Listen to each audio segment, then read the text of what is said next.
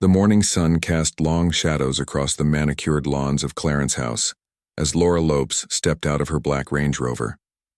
At 45, Camilla's daughter from her first marriage had always lived in the shadow of her stepfamily's royal duties, but today felt different. Today she carried herself with a confidence that bordered on arrogance. Laura had spent the weekend at her mother's country estate, listening to Camilla's frustrations about the recent changes within the royal family. The Queen Consort had been particularly vocal about Princess Anne's growing influence over family decisions, especially regarding public engagements and protocol matters. Anne's no-nonsense approach had apparently clashed with some of Camilla's suggestions for modernizing certain traditions. "She thinks she knows everything," Camilla had muttered over afternoon tea, her voice carrying a bitterness that Laura had rarely heard before. "Anne acts like she's the final authority on everything royal, but times are changing. We need fresh perspectives, not dusty old traditions." These words echoed in Laura's mind as she made her way through the bustling corridors of the royal residence. She had been invited to attend a charity planning meeting for an upcoming gala supporting military veterans. It was supposed to be a routine gathering, but Laura saw it as an opportunity to make her mark. The meeting room was already filling with distinguished guests when Laura arrived. She recognized several faces from previous royal events, including Lord Pemberton, who managed several of the royal charities, and Lady Margaret Thornbury, a longtime friend of the late Queen Elizabeth. But it was the sight of Princess Anne, seated at the head of the table with her characteristic stern expression, that made Laura's pulse quicken. Anne looked up as Laura entered, offering a polite nod of acknowledgement. The Princess Royal was known for her punctuality and efficiency, traits that had earned her respect throughout her decades of public service. At 73, she remained one of the hardest-working members of the royal family, often completing more engagements in a year than royals half her age. "Good morning, Laura," Anne said in her crisp, authoritative voice. "I trust you've had time to review the proposal documents we sent over?" Laura settled into her chair, placing her designer handbag on the polished table with perhaps more force than necessary. "Of course, Your Royal Highness. Though I must say some of the approaches seem rather traditional." A slight tension filled the room. Anne's eyebrows raised almost imperceptibly, but her voice remained steady. "Traditional approaches often work because they've been tested over time. This gala has successfully raised millions for veterans over the past decade." "Yes, but surely we can do better," Laura continued, emboldened by what she perceived as her mother's support. "The younger generation expects more innovation, more engagement. Perhaps we need leadership that understands modern fundraising." The temperature in the room seemed to drop several degrees. Lord Pemberton shifted uncomfortably in his seat, while Lady Margaret's teacup clinked against its saucer as she set it down with surprise. Princess Anne, however, remained perfectly composed, though her blue eyes had taken on a steely quality. "I see," Anne replied carefully. "And what specific innovations would you suggest?" Laura launched into a prepared speech about social media campaigns, celebrity endorsements, and virtual reality experiences that could attract younger donors. Her tone grew increasingly condescending as she spoke, as if she were explaining basic concepts to someone hopelessly out of touch with modern times. "The problem with the current approach," Laura said, her voice gaining volume, "is that it relies on outdated methods championed by people who haven't adapted to the 21st century. We need fresh blood, fresh ideas, not the same tired strategies that worked in the 1980s. The silence that followed was deafening. Anne's face remained expressionless, but those who knew her well could recognize the signs of controlled anger in the slight tightening around her eyes. The Princess Royal had dedicated her entire adult life to public service, had revolutionized several charitable organizations, and had earned international respect for her work ethic and results. Lady Margaret cleared her throat nervously. "Perhaps we should consider all viewpoints before making any decisions." But Laura wasn't finished. The adrenaline of challenging royal authority had gone to her head, and she pressed on with increasing boldness. "I think what this family needs is honest feedback instead of everyone tiptoeing around outdated hierarchies. Some people might benefit from stepping back and letting others with fresh perspectives take the lead." The words hung in the air like a sword ready to fall. Laura had essentially suggested that Princess Anne, one of the most respected and hardworking royals, should step aside. It was a level of disrespect that bordered on the unthinkable, especially coming from someone who wasn't even a working member of the royal family. Anne finally spoke. Her voice calm but with an underlying edge that made everyone in the room straighten in their chairs. I appreciate passionate advocacy for charitable causes, Laura. However, I think it's important to remember that effective leadership requires not just enthusiasm, but experience, judgment, and respect for the institutions we serve. Laura felt a flush of embarrassment beginning to creep up her neck, but pride prevented her from backing down. With respect, Your Royal Highness, sometimes institutions need shaking up. Fresh perspectives shouldn't be dismissed simply because they come from outside traditional power structures. Indeed, Anne replied, and there was something in her tone that should have warned Laura to stop. Fresh perspectives are valuable. However, they're most effective when coupled with humility and an understanding of what has come before. The meeting continued, but the atmosphere remained strained. Laura's suggestions were politely noted but received little enthusiasm from the other attendees, who seemed shocked by her confrontational approach. As the session drew to a close, she began to realize that her bold stand might not have had the impact she'd intended. Unknown to Laura, word of the incident was already beginning to spread through the intricate network of royal staff and courtiers. By evening, accounts of her disrespectful behavior toward Princess Anne would reach the highest levels of the royal household, including Prince William himself. The stage was set for consequences that Laura couldn't yet imagine. Prince William was reviewing briefing papers in his study at Kensington Palace when his private secretary, James Morrison, knocked on the door.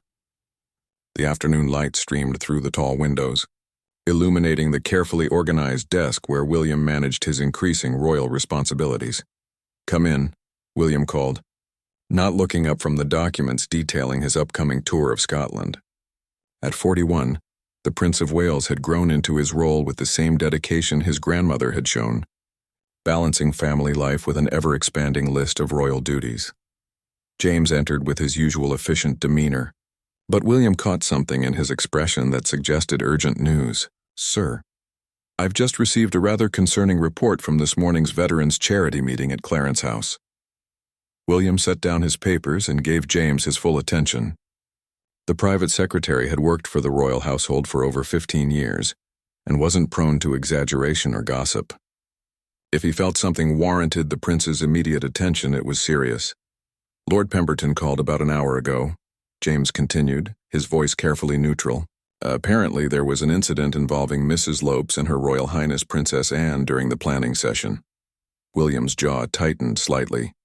He had enormous respect for his Aunt Anne, whom he considered one of the most dedicated and effective members of the royal family.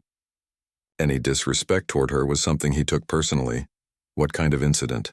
William asked, though his tone suggested he was already preparing for bad news. James consulted his notes, though William suspected he had memorized every detail. According to multiple witnesses, Mrs. Lopes publicly criticized Princess Anne's leadership style and suggested that Her Royal Highness should step back to make room for fresh perspectives. The confrontation became quite heated, with Mrs. Lopes essentially implying that the Princess Royal was too old-fashioned to be effective. William's expression darkened. Laura Lopez had always been welcomed at family gatherings and royal events as Camilla's daughter, but she held no official position within the royal family. For her to publicly challenge Princess Anne, who had devoted her entire life to royal service, was beyond inappropriate. "Were there other witnesses?" William asked, his voice carefully controlled. "Several, sir. Lord Pemberton, Lady Margaret Thornbury, and at least 4 other committee members." Lady Margaret was particularly disturbed by the tone Mrs. Lopes took. She described it as shockingly disrespectful and completely inappropriate for someone in her position. William stood and walked to the window, his hands clasped behind his back. Below, tourists gathered around the palace gates, many hoping for a glimpse of royal life. They saw the pageantry and tradition, but they couldn't see the careful balance required to maintain the institution's dignity while adapting to modern times. Princess Anne had been navigating that balance for over 50 years. She had revolutionized the way royals approached charitable work, had broken gender barriers in numerous organizations, and had earned international recognition for her efficiency and dedication. For Laura to suggest that Anne was outdated showed not just disrespect, but a fundamental misunderstanding of what royal service truly meant. "There's more, sir," James continued hesitantly. Lady Margaret mentioned that Mrs. Lopes seemed to believe she had some kind of backing for her position. She referenced honest feedback and suggested that everyone had been thinking similar thoughts but were afraid to speak up. This detail struck William as particularly concerning. It suggested that Laura might believe she was speaking for others within the family, possibly even for Camilla herself. The idea that his stepmother might have encouraged such behavior was troubling, though William hoped there was another explanation. "Has anyone spoken to Princess Anne about this?"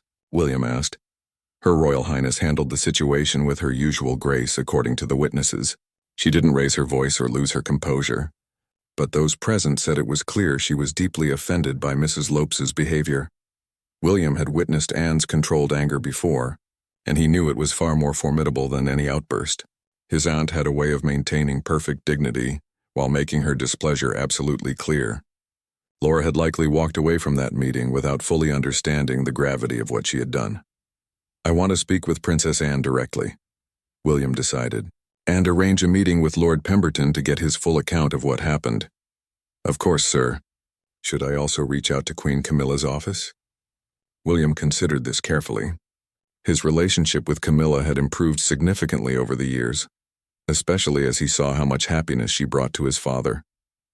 However, if she had encouraged Laura's behavior, or if Laura was acting under the impression that she had royal support, the situation would need to be addressed at the highest level. "Not yet," William replied. "Let me speak with Anne first. Then we'll determine the appropriate next steps." James nodded and made notes on his tablet. "There's one more thing, sir. Mrs. Lopes apparently left several contacts at the meeting with the impression that she might be interested in taking on a more formal role in royal charitable work. Some of the committee members seemed concerned about potential future conflicts. This information made William's decision even clearer.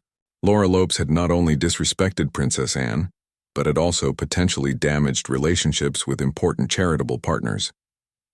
The royal family's reputation depended on maintaining professional, respectful relationships with the organizations they supported. "Set up the meeting with Princess Anne for tomorrow morning," William instructed. "And James, I want a complete list of everyone who was present at that meeting. We need to understand exactly how far this story might spread."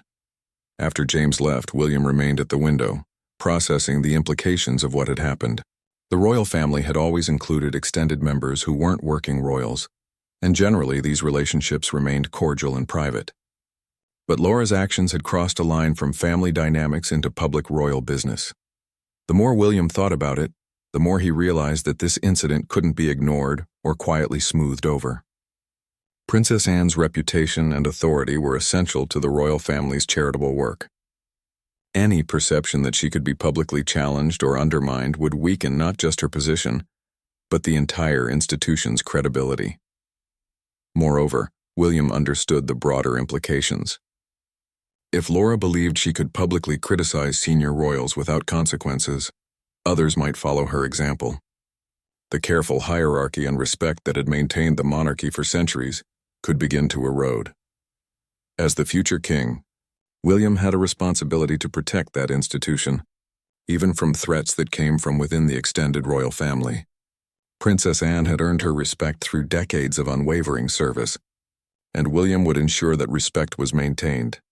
The conversation with Anne would be crucial, but William was already beginning to formulate a response that would be swift, decisive, and unmistakably clear about the consequences of disrespecting senior members of the royal family.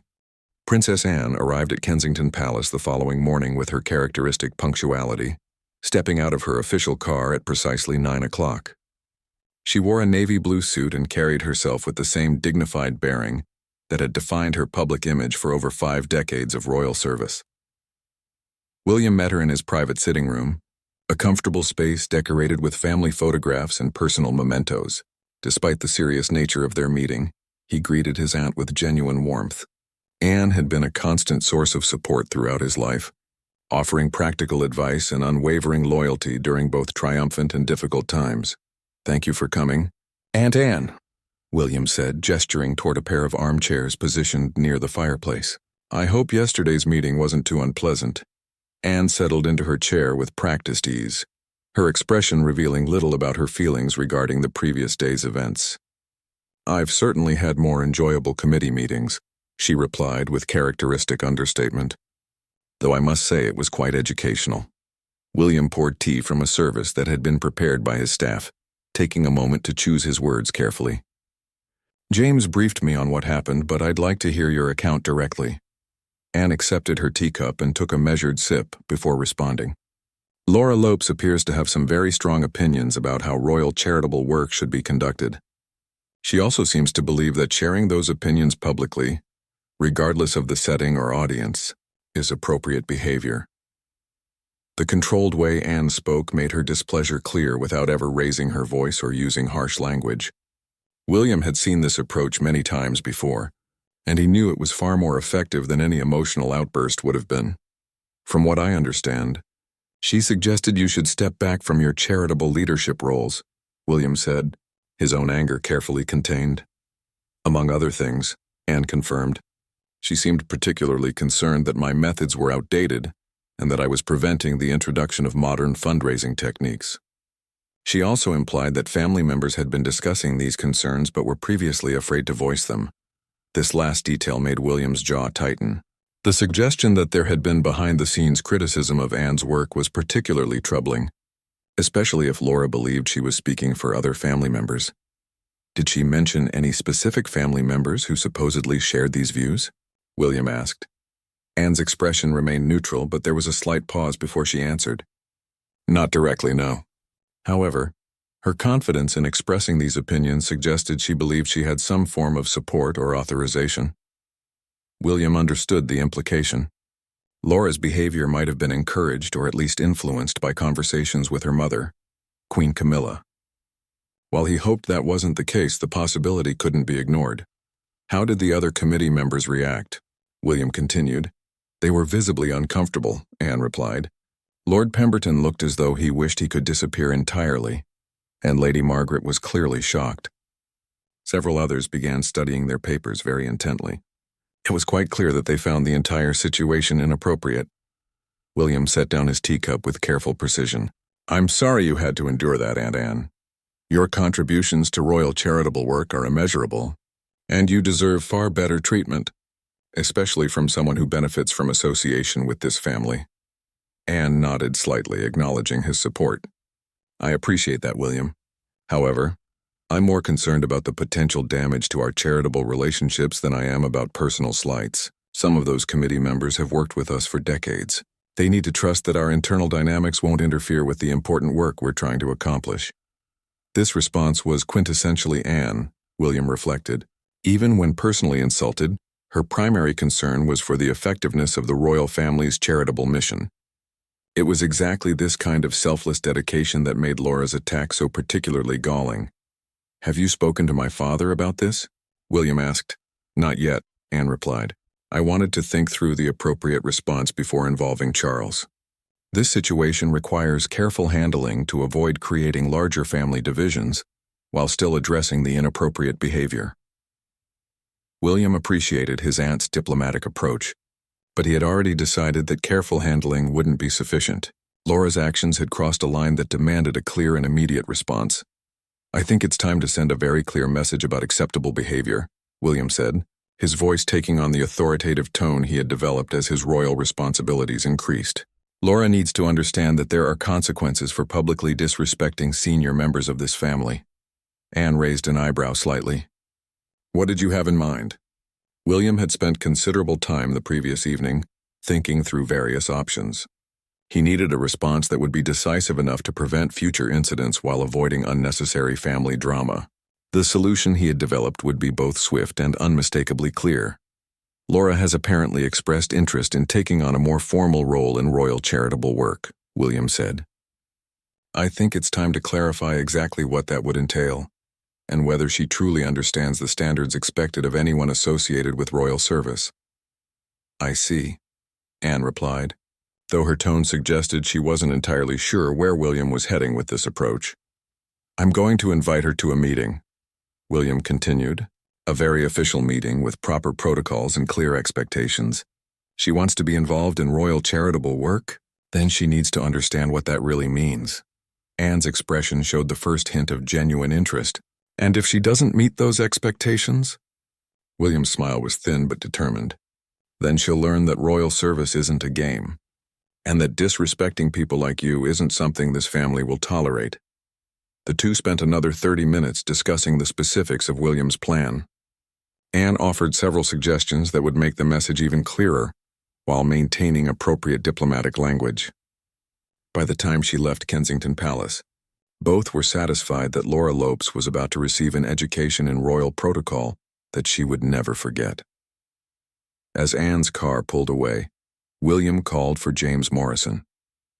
It was time to put their plan into action, and William intended to ensure that Laura's lesson would be thorough, memorable, and absolutely clear about the consequences of her behavior.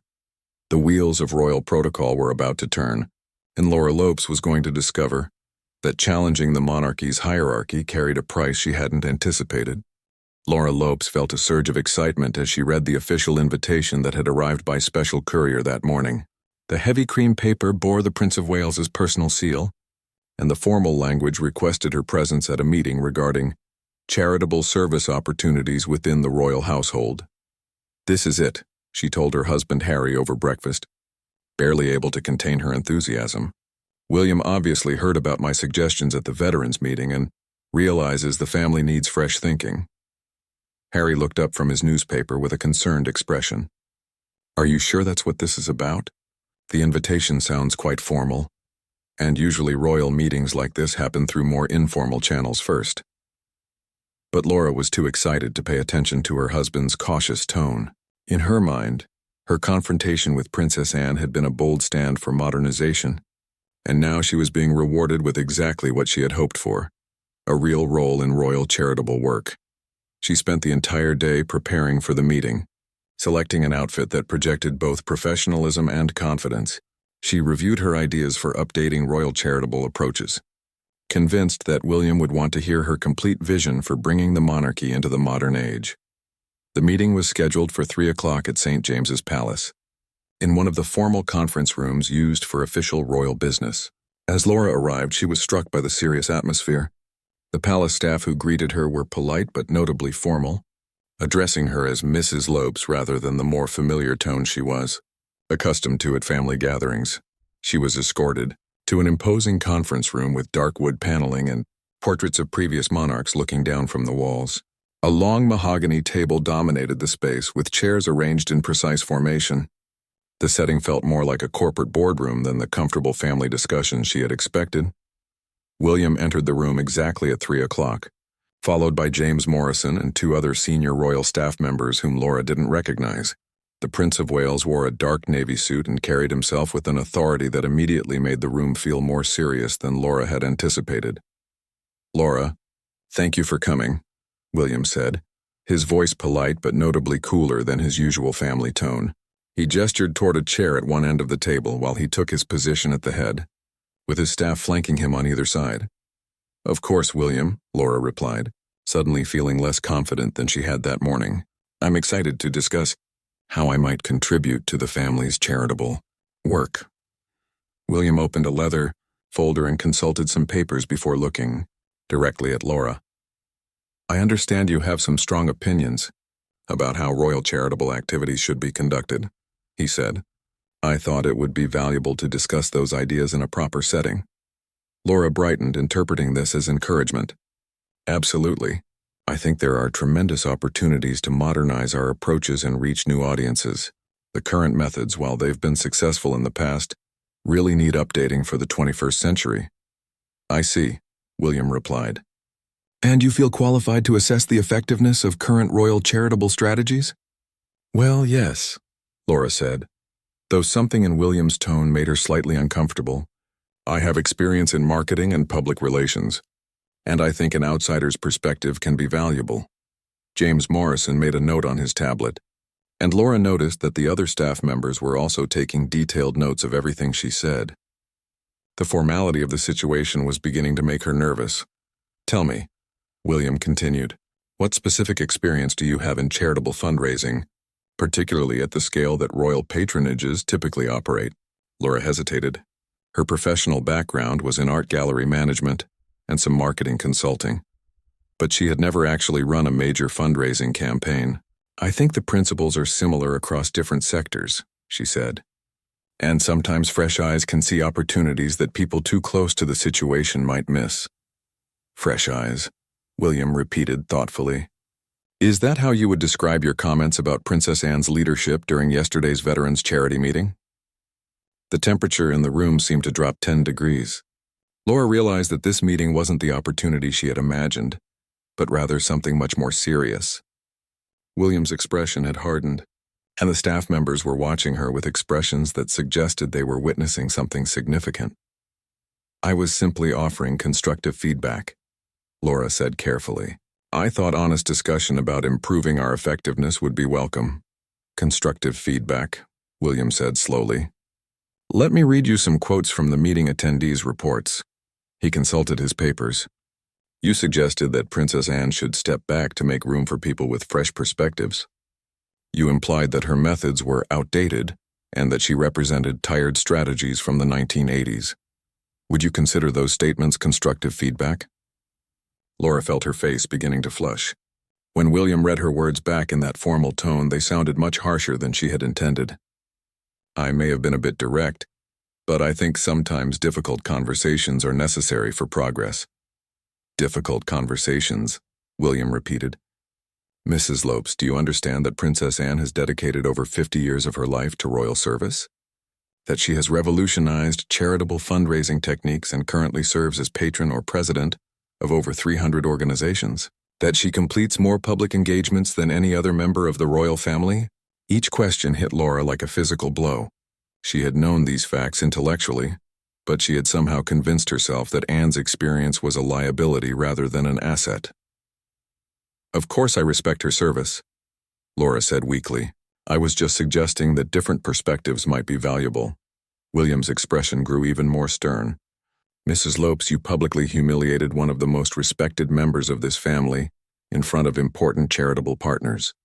You suggested that someone who has devoted her entire adult life to service should step aside based on your limited understanding of royal charitable work." The silence that followed was deafening. Laura began to realize the true magnitude of what she had done and the position she was now in. This wasn't a family discussion or a friendly debate about strategy. This was a formal reckoning for behavior that had crossed serious lines. "I want to be very clear about something," William continued, his voice carrying the full weight of his royal authority. "The respect and dignity of senior members of this family is not negotiable. Princess Anne has earned her position through decades of exemplary service, and anyone who cannot recognize and honor that contribution has no place in royal charitable work." Laura felt tears beginning to form in her eyes as she finally understood the gravity of her situation and the consequences that were about to follow. The silence in the conference room stretched for what felt like an eternity. Laura sat frozen in her chair, finally comprehending that this meeting was not an opportunity but a reckoning. William's stern gaze never wavered as he allowed the weight of his words to sink in completely. "Furthermore," William continued, his voice maintaining its formal authoritative tone, "I have spoken with several of the committee members who witnessed your behavior yesterday. They expressed serious concerns about your understanding of appropriate conduct and your fitness for any future involvement in royal charitable activities." Laura's mouth went dry. She had assumed that her bold stand would be seen as refreshing honesty, but she was beginning to realize that her actions had been viewed very differently by those present. James Morrison consulted his notes and spoke for the first time during the meeting. "Mrs. Lopes, Lord Pemberton specifically mentioned that your behavior made him question whether future collaborative efforts with your family would be productive. Lady Margaret Thornbury described the incident as shocking and completely inappropriate for someone seeking involvement in royal charitable work." Each detail felt like another nail in Laura's coffin. These were people whose opinions mattered enormously in royal charitable circles, and she had apparently alienated them completely. "I didn't realize," Laura began weakly, but William held up a hand to stop her. "Mrs. Lopes, ignorance of appropriate behavior is not an acceptable excuse for someone seeking to represent this family in any capacity," he said. "Royal service requires not just enthusiasm, but judgment, humility, and deep respect for the institutions and people you would be working alongside." William leaned forward slightly, his expression growing even more serious. Let me be absolutely clear about your current situation. Based on your behavior toward Princess Anne and your demonstrated lack of understanding about royal protocols, you are hereby formally excluded from any future involvement in official royal charitable activities. Laura felt as though the floor had disappeared beneath her. William, please, I think there's been a misunderstanding. I never meant to disrespect Anne, I was just trying to contribute ideas. Your intentions are irrelevant. William cut her off sharply. The impact of your actions is what matters. You publicly undermined a senior member of this family in front of important partners. That is not a mistake or a misunderstanding. It's a serious breach of the respect and loyalty this family requires. One of the other staff members, whom Laura now recognized as the deputy private secretary, spoke up. Mrs. Lopes, we've also reviewed your social media activity and public statements over the past several months. There appears to be a pattern of comments suggesting that you believe certain family members receive too much deference and that fresh blood is needed in royal leadership roles. Laura's heart sank even further. She had occasionally made comments on Instagram and Facebook about modernizing traditions and bringing new perspectives to royal work, but she hadn't realized anyone was paying attention to such casual posts. Those were just personal opinions, she protested. I didn't think anyone would take them as official positions. Mrs. Lopes, William said coldly, when you are connected to this family, your personal opinions become public statements whether you intend them to or not. The fact that you don't understand this fundamental principle further demonstrates your unsuitability for any role in royal service. James Morrison opened another file and placed it before William. Sir, there's also the matter of Mrs. Lopes's conversations with several media contacts over the past few weeks. She apparently discussed her views on royal charitable strategies with journalists from 3 different publications. Laura felt panic rising in her chest. She had indeed had casual conversations with a few journalists she knew socially, but she hadn't thought they would be reported or tracked by royal staff. You spoke to the press about internal royal matters without authorization, William stated, his voice now carrying a dangerous edge. That alone is grounds for complete exclusion from any royal events or activities. Those weren't official interviews, Laura said desperately. They were just casual conversations at social events. Mrs. Lopes, William replied with icy precision, there are no casual conversations about royal family business with journalists. The fact that you don't understand this most basic principle of royal protocol is precisely why you will never be trusted with any official responsibilities. Laura felt tears beginning to stream down her face as she realized the full scope of her situation. Not only had she failed to secure the royal role she had hoped for, but she had apparently damaged her standing within the family permanently. However, William continued, and Laura looked up hopefully, thinking there might be some path to redemption. Your exclusion from royal charitable activities is only the beginning of the consequences for your behavior. Laura's hope evaporated immediately. What do you mean? William's expression was now completely implacable. Given your demonstrated inability to maintain appropriate discretion and respect, you will no longer be invited to any official royal events, including family celebrations that have official or semi-official status. Your access to royal residences will be strictly limited to essential family occasions only. The room spun slightly as Laura processed this information.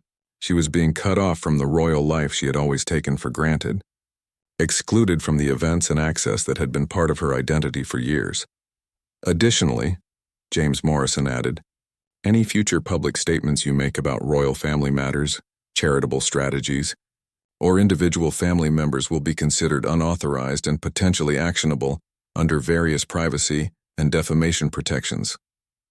Laura stared at the men around the table, finally understanding that she had not just made a mistake, but had fundamentally miscalculated the entire situation. Her attempt to assert herself had backfired spectacularly, and she was now facing consequences far more severe than she had ever imagined possible.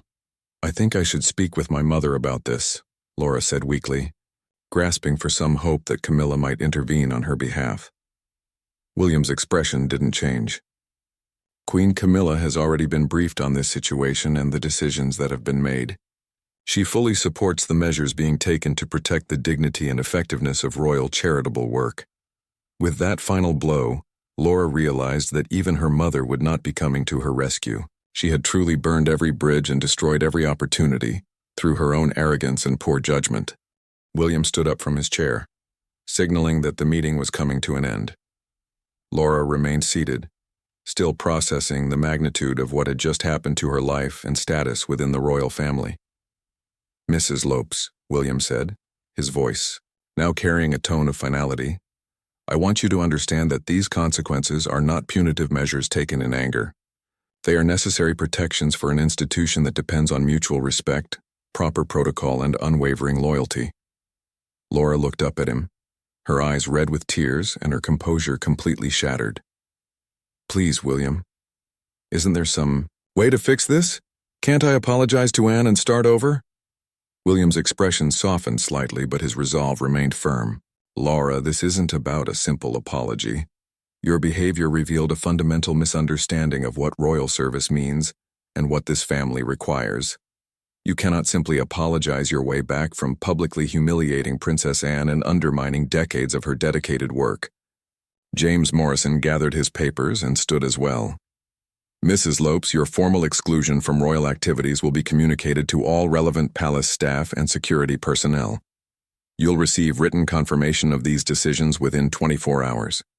Laura felt a desperate need to salvage something from this disaster. "What about my mother? Surely she can explain that I didn't mean any harm. We're family." William's jaw tightened at this attempt to leverage her family connection. "Mrs. Lopes, being family doesn't grant you immunity from the consequences of inappropriate behavior. In fact, it makes your actions more disappointing because you should have understood the standards expected of anyone connected to this institution." He paused, allowing his words to sink in before continuing. "Queen Camilla is deeply embarrassed by your behavior and fully supports these measures. She understands that protecting the integrity of royal charitable work must take precedence over personal family relationships." The devastating news that her own mother had essentially abandoned her cause left Laura feeling completely isolated. She had assumed that Camilla would defend her, or at least try to mediate the situation. But instead, her mother had apparently sided with the institution over her daughter's interests. "This can't be happening," Laura whispered, more to herself than to anyone in the room. "I was trying to help. I thought fresh ideas would be welcome."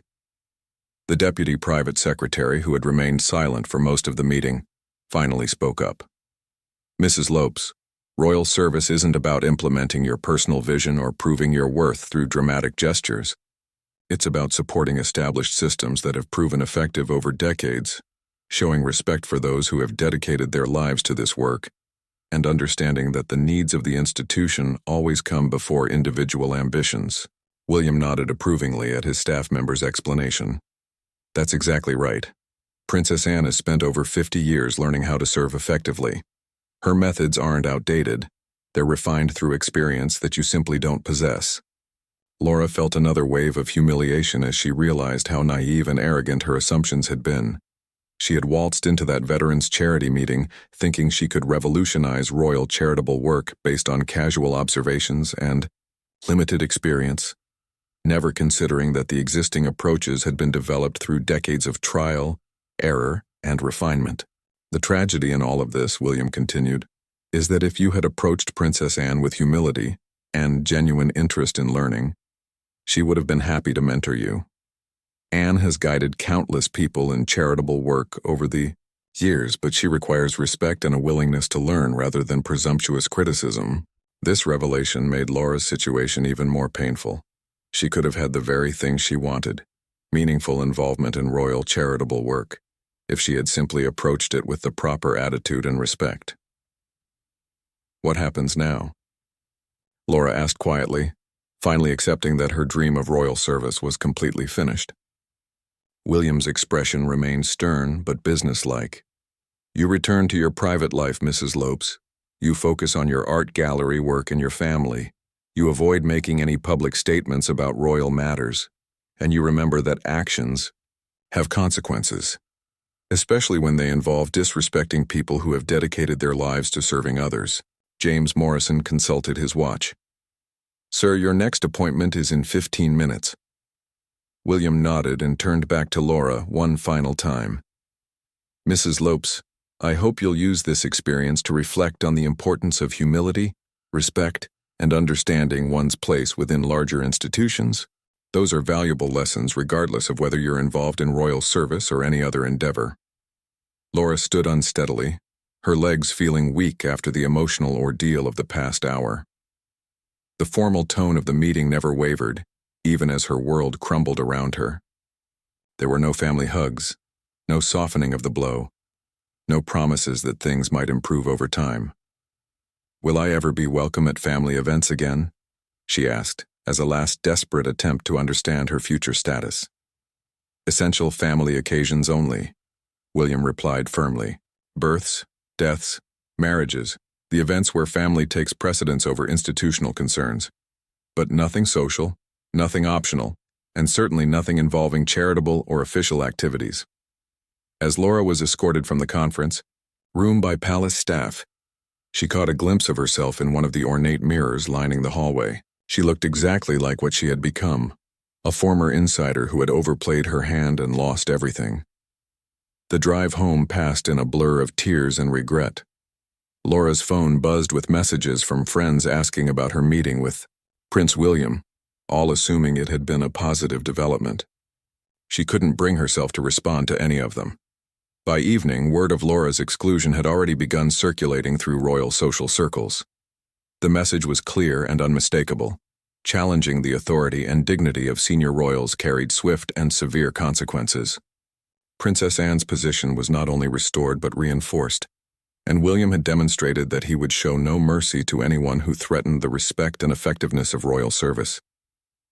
Laura Lopes had learned the hardest way possible that royal family membership came with responsibilities as well as privileges, and that those responsibilities could never be taken lightly or ignored without devastating consequences.